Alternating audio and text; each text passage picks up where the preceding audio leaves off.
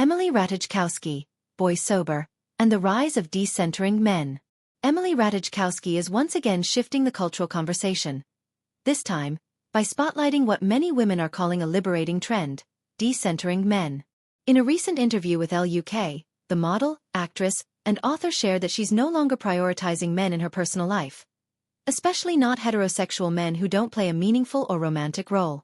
Not centering men is really wonderful, she said. In general, in our world, men have somehow filled this space, but what I found instead of it is community. Ratajkowski, 34, clarified that she still enjoys relationships with men, particularly romantic ones, but she's moved away from the idea that heterosexual men must be central to her friendships or social life.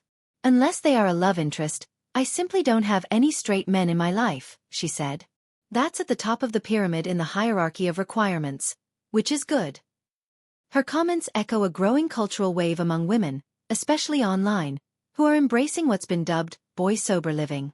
This philosophy isn't about hating men, but rather about consciously removing their dominant influence over women's emotions, decisions, and time. For some, that means abstaining from romantic or sexual relationships with men altogether. For others, it's about shifting emotional energy toward female and queer communities, self-growth, and platonic intimacy. The timing of this movement isn't coincidental. Over the past decade, feminism has undergone a modern evolution. It's less about breaking the glass ceiling in a boardroom and more about breaking emotional dependency on structures that have traditionally centered men. In the era of #MeToo, Roe vs. Wade reversals, and rising female empowerment movements, many women are questioning how, and why, men have remained at the center of so many aspects of their lives. Ratajkowski's reflections are especially poignant given her own history. After publishing her critically acclaimed 2021 essay collection My Body, which explored themes like bodily autonomy, sexual exploitation, and the modeling industry's objectification of women, she's emerged as a nuanced voice in modern feminism. Her decision to be selective about male presence in her life now feels like a natural extension of the personal liberation she's championed through her work. Importantly, her statements also reveal a shift toward building alternative support systems. The rest of my life is community with other women and queer people, and being a mom, she said. Ratajkowski is among a growing number of women who have chosen to prioritize platonic intimacy and community building over pursuing or maintaining traditional male-centered relationships. Many say this has brought them more clarity, confidence, and peace. The boy sober movement that took over social media last summer was driven by a similar idea. That removing the emotional labor of managing relationships with men could open up more space for personal growth. Women shared stories of ditching the dating apps, opting for solo travel, deepening friendships, and focusing on hobbies and careers.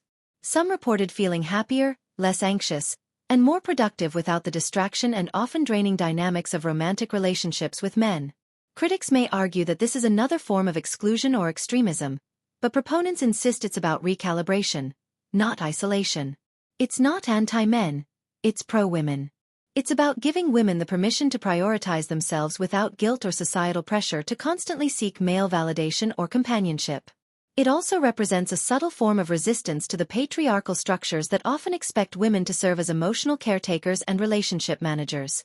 By refusing to center men unless there's a meaningful connection, women are challenging the assumption that men should always be present in their lives, even when they're not contributing to their growth or joy. Ratajkowski's voice adds weight to this movement because of her visibility, but she's not alone. From TikTok creators to authors and therapists, more and more women are advocating for a life where self-worth is not contingent on being desired or chosen by men. In many ways, this isn't just about personal preference. It's a social shift. It's about redefining what fulfillment looks like for modern women. For Emily Ratajkowski and countless others, fulfillment now means community, motherhood, creativity, and friendships, not centering men as the axis of their lives. And maybe, in this new chapter of feminism, that's what true liberation looks like.